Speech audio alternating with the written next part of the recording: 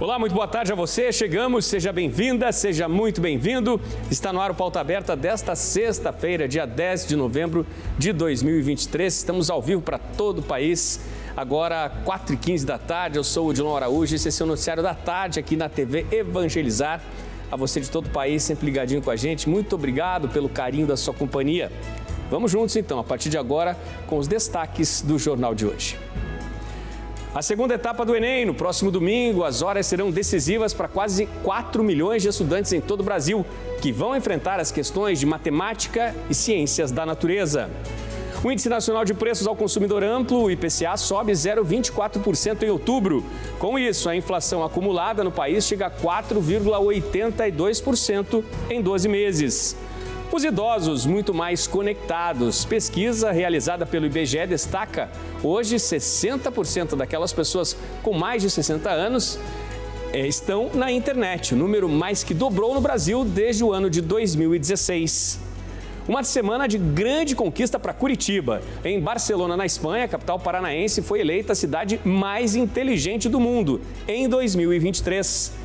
Nesta sexta-feira de guerra entre Israel e o Hamas, foi mais um dia de horror no território palestino, na faixa de Gaza. Bombardeios atingiram dessa vez o maior hospital da cidade, que, segundo Israel, estaria sendo usado como esconderijo para os principais integrantes do grupo extremista Hamas. Na quinta reportagem especial da nossa série sobre saúde mental, as novidades nos ambientes de trabalho para aliviar o estresse do dia a dia. Fique com a gente, estamos agora ao vivo e começou o Pauta Aberta de hoje.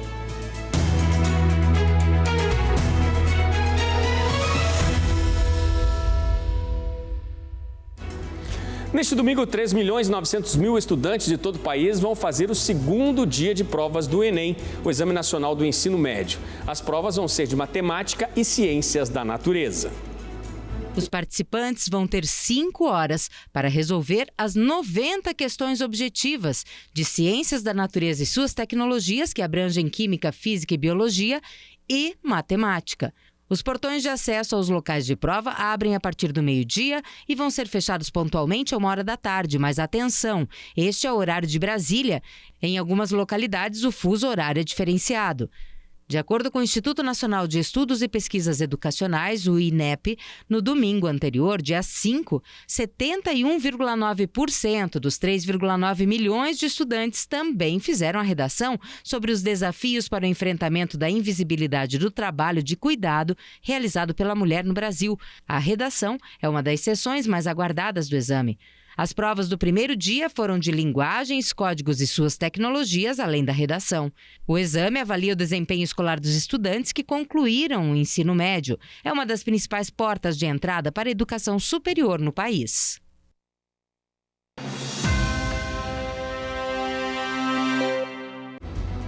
O IPCA, que é o Índice Nacional de Preços ao Consumidor Amplo, subiu 0,24% em outubro. E o Brasil, com isso, tem inflação acumulada de 4,82% na janela de 12 meses. O preço da gasolina, por exemplo, caiu, mas passagens aéreas e alimentos voltaram a ficar mais caros. O resultado da pesquisa foi divulgado nesta sexta pelo IBGE. O maior impacto da inflação foi no preço das passagens aéreas, que acumularam alta de 23,7% contra o mês de setembro.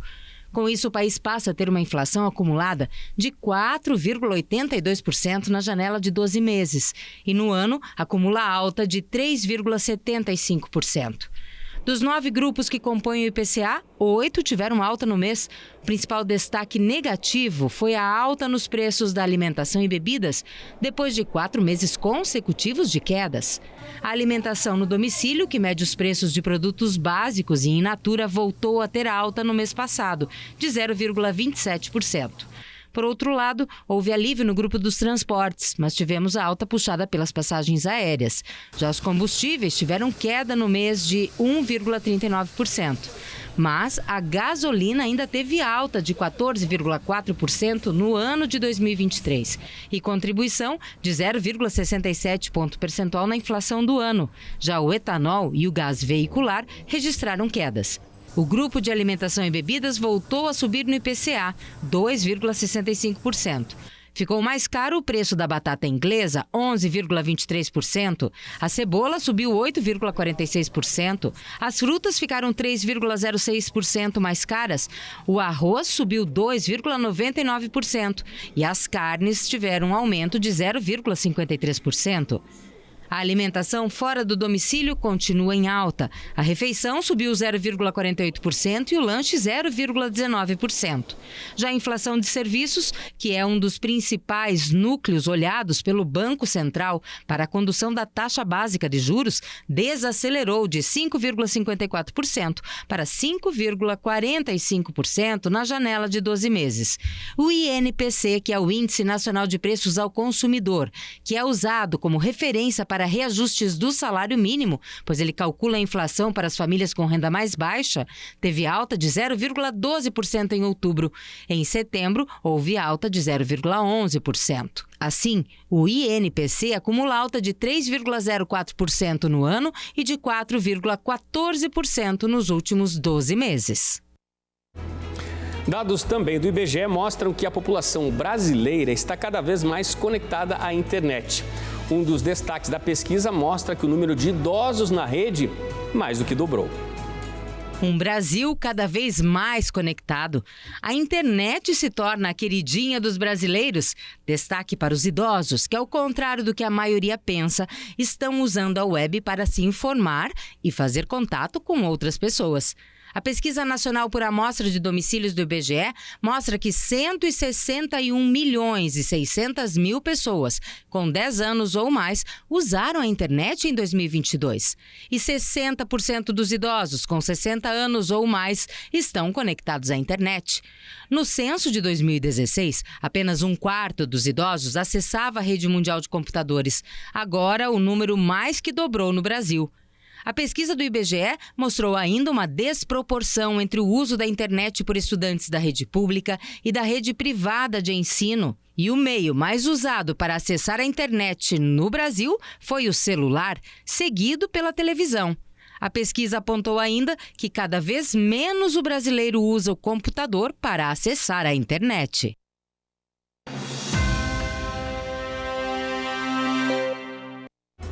A cidade de Curitiba esta semana celebra uma gigantesca conquista. Recebeu o prêmio principal do World Smart City Awards em Barcelona, na Espanha. E assim garantiu o título consagrado de cidade mais inteligente do mundo em 2023. Pelo reconhecimento às políticas públicas, ações e planejamento urbano inteligentes voltados principalmente à sustentabilidade ambiental. Oi, Odilon, boa tarde para você, para todo mundo que está nos acompanhando. Olha, para falar desse prêmio, nada melhor do que direto do cartão postal de Curitiba, que é o Jardim Botânico. E olha que essa conquista é considerada uma das principais do mundo no quesito inovação em cidades inteligentes. Entre as avaliações realizadas estão políticas públicas, programas de planejamento urbano, conectividade, sustentabilidade e ações de modernização. Olha, quem recebeu o prêmio lá em Barcelona foi o prefeito Rafael Greca, que mandou uma mensagem. Vamos ver? Nós concorremos com 800 Smart Cities do mundo inteiro, dos 5 continentes. O troféu é pequeno, mas o significado e a grandeza do trabalho que Curitiba faz, mesmo em situações muito adversas, mesmo com um orçamento que não é como os grandes orçamentos do mundo, mas na condição de buscar sempre a sustentabilidade, a igualdade de oportunidades para todos, o acesso pleno à educação, as bibliotecas e os Fab Labs nas esquinas das escolas, os BRTs funcionando como modelo de um metrô de superfície que o mundo inteiro inveja, os nossos 50 parques, a nossa reciclagem de lixo exemplar, o nosso saneamento que cobre 100% do território da cidade. Olha, como a gente viu aí, são inúmeras iniciativas mesmo de sustentabilidade. Uma delas aqui a gente está falando da pirâmide solar, do Amigos dos Rios, mais de 100 mil árvores e eletromobilidade no transporte coletivo com os futuros Inter 2 e BRTs elétricos. E essas ações estão alinhadas ao plano de adaptação e mitigação das mudanças climáticas de Curitiba. Aí que está traduzindo o empenho da cidade em consolidar uma política climática para implementar ações transformadoras e inclusivas por uma cidade neutra em emissões e resiliente ao clima até 2050, de acordo com os objetivos do Acordo de Paris e da Agenda 2030 para o Desenvolvimento Sustentável. Então nós estamos falando das nossas araucárias, das nossas capivaras, dos nossos parques, da gastronomia e principalmente da nossa cidade mais sustentável. Eu volto com você, Odilon.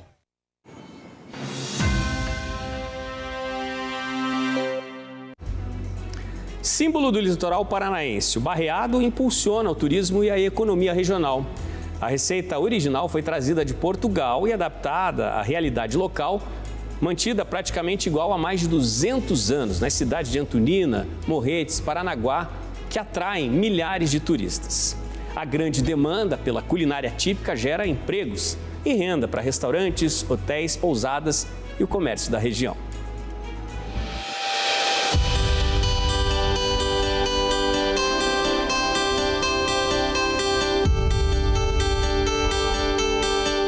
A imponência da Serra do Mar, a arquitetura portuguesa característica das construções históricas e a exuberância dos rios e da flora da Mata Atlântica são o pano de fundo para milhares de turistas que visitam diariamente as cidades de Morretes, Antonina e Paranaguá em busca do prato mais famoso da região e do Paraná, o barreado.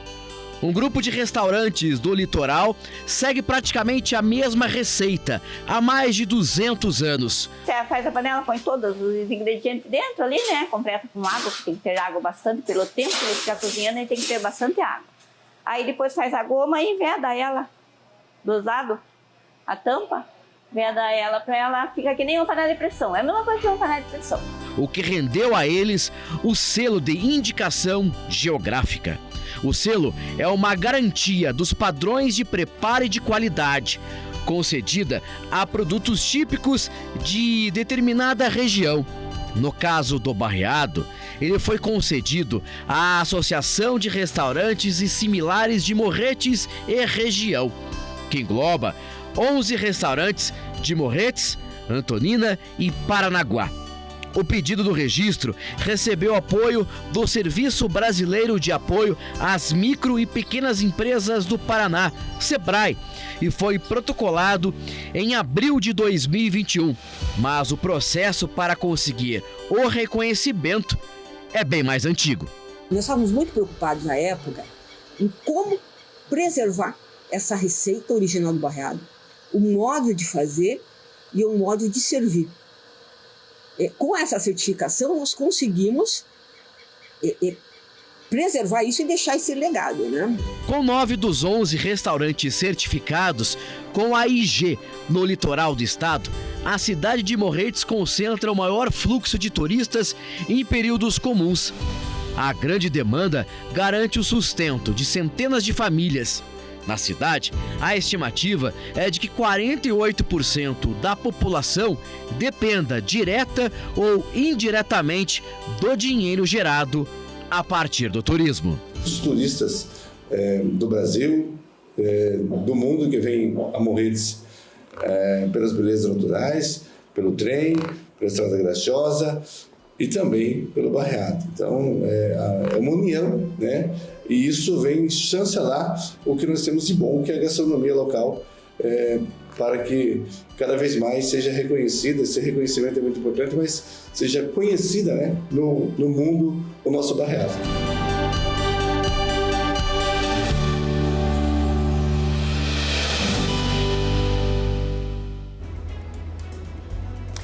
O delicioso barreado, né? Muito em breve com selo de identidade, retrato da história, dos costumes do litoral, identidade do Paraná, né? Cada vez mais saboreado e também cada vez mais conhecido mundo afora. Vamos para o intervalo, gente. No próximo bloco, nesta sexta de avanço israelense a Gaza, o bombardeio que atingiu o maior hospital do território palestino. As forças de Israel afirmam que integrantes do Hamas estariam escondidos em túneis dentro do hospital. E na última reportagem de nossa série especial sobre saúde mental, as alternativas encontradas em muitos ambientes corporativos para aliviar a mente. E no ambiente acadêmico, as novidades no estudo da neurociência. Fique com a gente, o intervalo é rápido, voltamos já.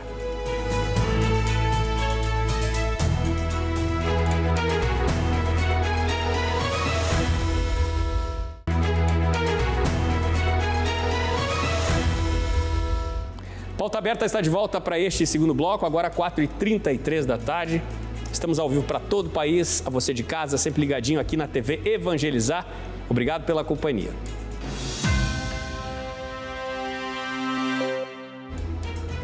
Esta sexta-feira de guerra de Israel contra o Hamas foi marcada por mais um violento ataque das tropas israelenses sobre a cidade de Gaza. O bombardeio de hoje atingiu também o maior hospital do território palestino. Um bombardeio israelense matou várias pessoas e feriu dezenas no maior hospital da faixa de Gaza. O local atingido é o complexo de Al-Shifa. O número de vítimas não pôde ser verificado de forma independente. O diretor do centro médico, Mohamed Abu Salmiya, afirmou que tanques israelenses abriram fogo contra o hospital Al-Shifa. O exército israelense não fez qualquer comentário até o momento. Israel havia anunciado combates intensos nas imediações do hospital na quinta-feira. Também informou que matou dezenas de combatentes e destruiu túneis do Hamas. O exército israelense acusa o Hamas de utilizar hospitais, em particular o de Al-Shifa, para coordenar ataques e também como esconderijos para seus comandantes. As autoridades do Hamas e médicos negam as acusações. Israel prometeu aniquilar o Hamas em represália pelo ataque de 7 de outubro, quando combatentes islamitas mataram 1.400 pessoas, a maioria civis, e sequestraram quase 240. Os bombardeios israelenses na faixa de Gaza já mataram mais de 10.800 pessoas, também a maioria civis, segundo o Ministério da Saúde do governo do Hamas. Hoje, algumas das principais autoridades na Europa elogiaram as chamadas pausas humanitárias, anunciadas por Israel, que podem permitir que civis deixem a região.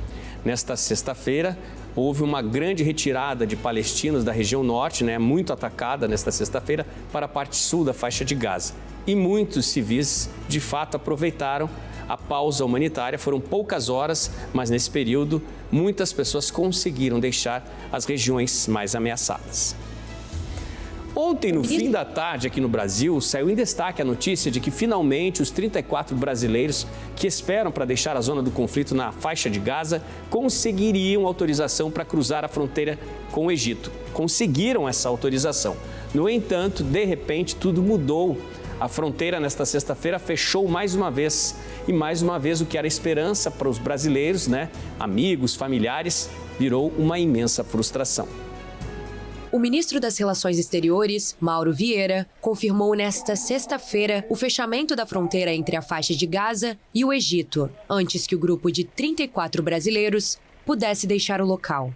Após mais de um mês do início do conflito, o grupo havia finalmente recebido autorização para deixar o território em guerra. As informações são da Agência Brasil. Vieira detalhou que o grupo chegou a se deslocar até o posto de controle, mas não pôde sair porque a fronteira ainda não havia sido aberta. Segundo o ministro, o governo brasileiro mantém contatos reiterados com todas as partes envolvidas no conflito. A expectativa é que os brasileiros consigam voltar ao país em breve. O ministro afirmou que a passagem de Rafah fica aberta algumas horas por dia e a prioridade é para as ambulâncias com feridos. Só depois disso é que passam os estrangeiros, e há países com um número muito maior de cidadãos em Gaza do que o Brasil. Mudando de assunto agora com o nosso Pauta Aberta, e se você pudesse trabalhar numa sala toda decorada com o tema do seu filme favorito? Ou então fazer uma pós-graduação para aprender o que há de mais novo no campo do bem-estar psicológico. Esses são os assuntos do último episódio da nossa série sobre saúde mental, que você acompanha agora.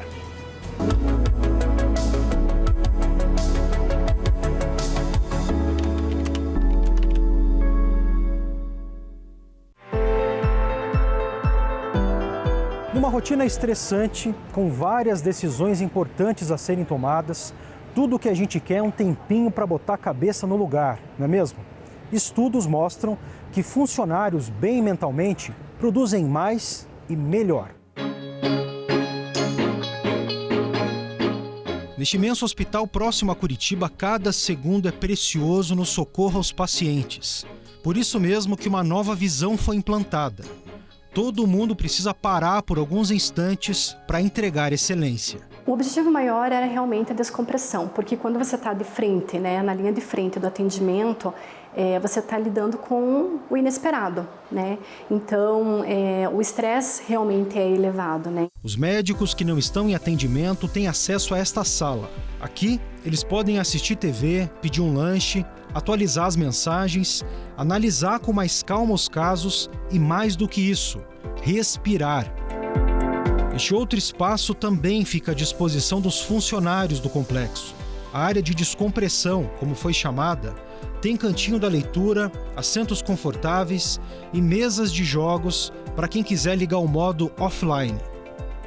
A gente acredita muito nessa proposta, né, de que o nosso mental trabalha com o nosso corpo, né? E aí a gente trabalhando o nosso mental, a gente também colabora para uma entrega melhor, para uma produtividade melhor e para que o nosso profissional realmente esteja aqui 100%. Já essa outra empresa da área de tecnologia buscou nos cinemas a inspiração para um ambiente produtivo e mentalmente saudável para as equipes. As salas de trabalho ganharam temas de filmes famosos, um campo fértil para a criatividade. A ideia surgiu justamente para a gente sair do mesmo, né? Para que a gente possa ter algo diferente, para que a gente possa proporcionar algo diferente.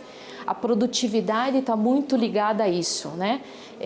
O colaborador precisa, para ele ser produtivo, ele precisa ter uma descompressão, ele precisa ter um momento, estar numa sala diferente, vamos fazer uma reunião numa sala diferente, já leva uma leveza para o dia a dia que as estruturas comuns hoje das empresas acabam que não trazem, né? Também há cantos de descompressão e um jeito diferente e ativo de se locomover entre os setores.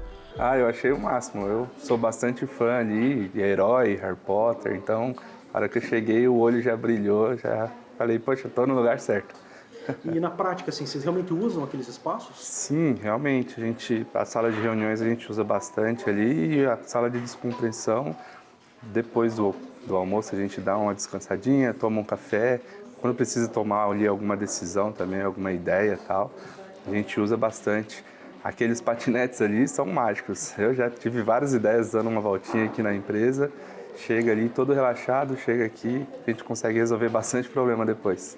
Porque funcionários automotivados, felizes, com capacidade de concentração e foco, rendem muito mais e proporcionam um clima de trabalho muito melhor. Então hoje isso já está na conta aí da maioria das empresas. Atenta a esse movimento, a PUC do Paraná criou uma formação com o que há de mais novo no campo da saúde mental. A pós em neurociência, psicologia positiva e mindfulness é hoje uma das mais requisitadas da instituição. Procuramos identificar o seguinte: quais são hoje as grandes preocupações da humanidade, né? Qual que hoje é a nossa maior preocupação? É lidar com a realidade que nós estamos e manter uma certa saúde mental.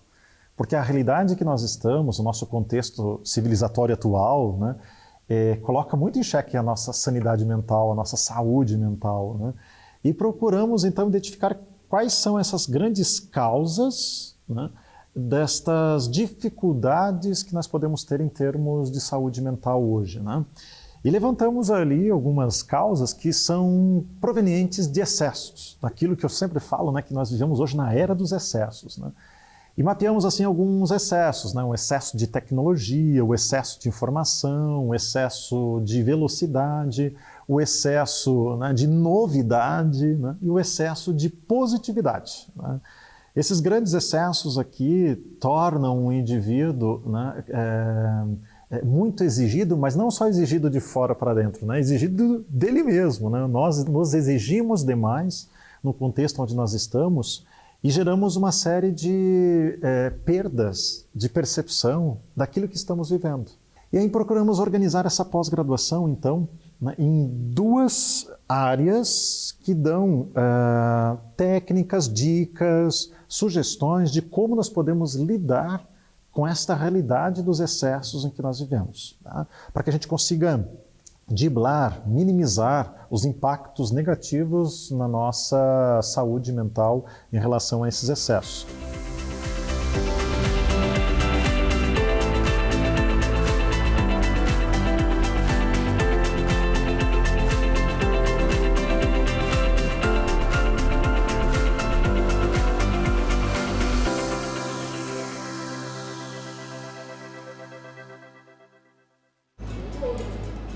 Boa ideia, né? O patinete. A análise já está feita, né?